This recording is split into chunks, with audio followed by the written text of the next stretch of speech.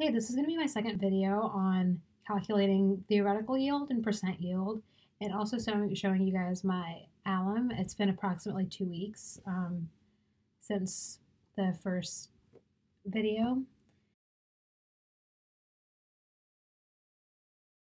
Okay, so this is my alum right now.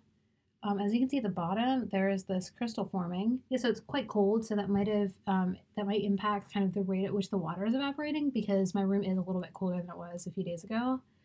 Um, Although it also, if the room's a little bit colder, that can also mean that solubility is lower right now of the alum in the water. So that could also kind of help precipitate things out, even though the water might be evaporating slower.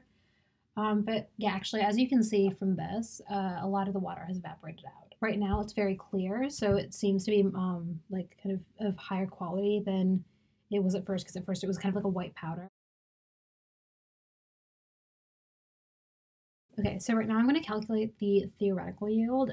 So that is assuming that the limiting reagent is the aluminum and everything else is in excess. So for the first equation, 1 mole of aluminum plus all of these other reactants will make 1 mole of AlOH4. And then, so that is a relationship of 1 to 1. For the second equation, you have 1 mole of AlOH4 plus some sulfuric acid that will go to 1 mole of aluminum hydroxide plus some other products. So that's another relationship of 1 to 1. In the third step, you have aluminum hydroxide plus more sulfuric acid will go to aluminum 3 plus an aqueous solution, water, and some sulfate. So then that is another relationship of 1 to 1.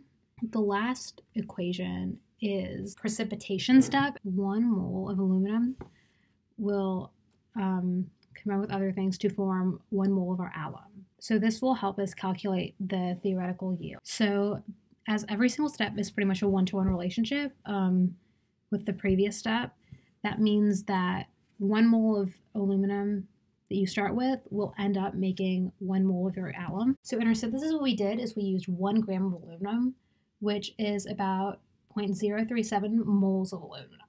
And so because the relationship is 1 to 1, therefore, because 1 mole of aluminum should make 1 mole of our alum, we should have 0.037 moles of our alum.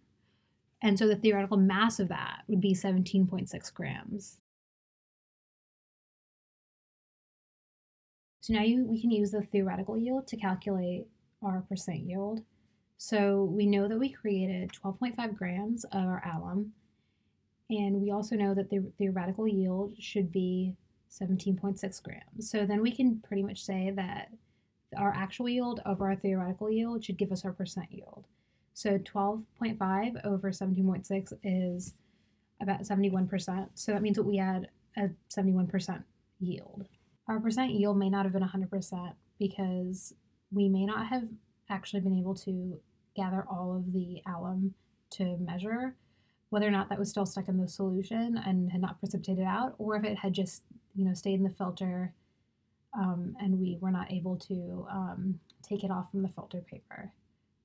Additionally, we could have measured things incorrectly, and we also may have not measured out every single ingredient totally correctly, which could then impact our percent yield, because currently for our theoretical yield, I was assuming that the limiting reagent was aluminum and that everything else was in excess. However, all of the reactants were not in excess, then I would have to create a different theoretical yield based on whichever one happened to be the limiting reagent. So that's the end of my second video. My next video is going to be on X-ray diffraction and equilibrium. Just to say again, my crystal is looking very good. There's one, pretty big sized one, and then there's also a much smaller one that's next to it.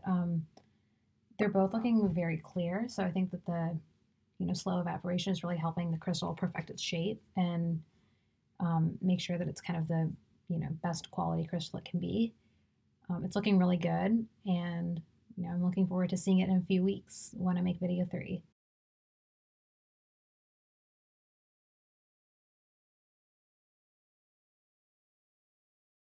Thanks for watching.